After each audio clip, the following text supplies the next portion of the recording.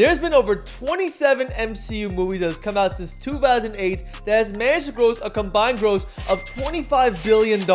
It's no wonder this franchise has dominated pop culture as we know it. Marvel has captured the hearts and imagination of all moviegoers, but in particular Gen Z, which has made this whole franchise full of rabid fans who will show up to every film no matter what. There's truly nothing like going to a Marvel film opening night and seeing the fans react to all the epic moments and seeing nobody leave their seats until after the credits roll.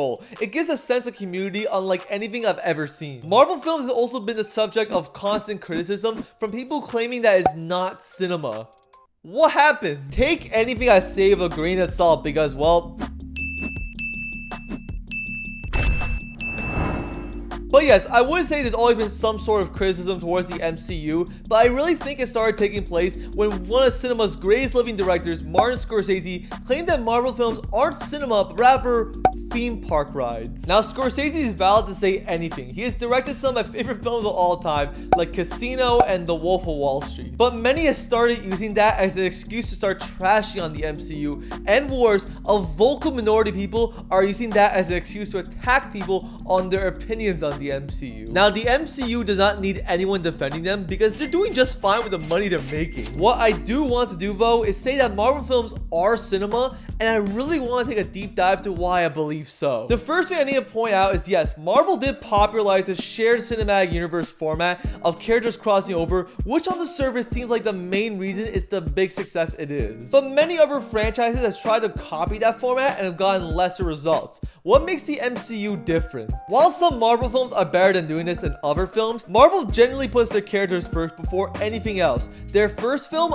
Iron Man, shows exactly why. Iron Man had this great character study throughout as it really gave him a character arc from going from a selfish billionaire playboy to someone who wants to do good for the world, and it works so well. And this formula has carried over to so much of my favorite MCU movies like Guardians of the Galaxy, Doctor Strange, Black Panther, and so much more. And hell, while everybody claims that Toby Maguire and Andrew Garfield are the main reasons everybody loved No Way Home, I really think it's because they took a whole movie where Peter Parker had to lose everything in order to become the Spider-Man he was meant to be. And they took the gimmick of the other Spider-Man showing up and really incorporated it into the plot in such a meaningful way. That's why everybody loves No Way Home and why it's one of the most successful films of all time. Yes, action, VFX, and comedy are all great, but none of that matters if story and character aren't put first. It's why the MCU has succeeded where other franchises haven't. There's also something very underappreciated about the MCU, which is despite the fact they made 27 movies,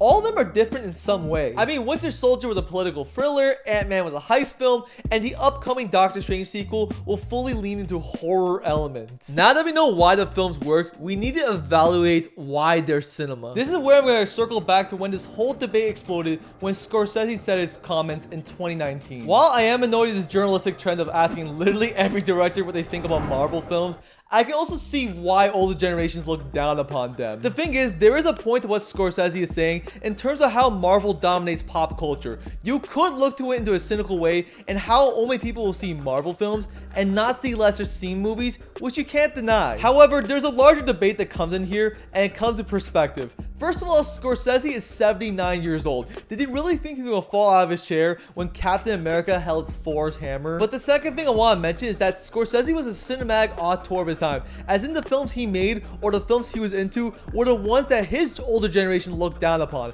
But now today, everybody looks up to Scorsese. The thing I'm trying to say is that Marvel's is this generation's franchise, as in Star Wars was for another generations, and it matters more to people like me today than older generations. There's a whole generation of filmmakers who claim that Star Wars is the reason why they're there today, and I'm telling you, Marvel will be that for a whole new generation of filmmakers in 10 years time. One of the major reasons why I'm here in the film world today is because of Marvel. I grew up with films like Iron Man, Avengers, and when I saw Guardians Volume 1 in theaters, I love this so much, it made me want to see other films in theaters and consider it a worthy hobby. Any film, no matter what, has people putting their heart, souls, and passion behind them, and Marvel films are capturing people's imaginations. So saying that it's not worthy of cinema is kinda elitist. There's gonna be a whole new generation of people claiming that Marvel got them into cinema, and while it's important to see other films from there, we shouldn't frown down upon that. We should instead celebrate it. What I'm trying to say is that Marvel films are cinema, and this whole trend of slamming them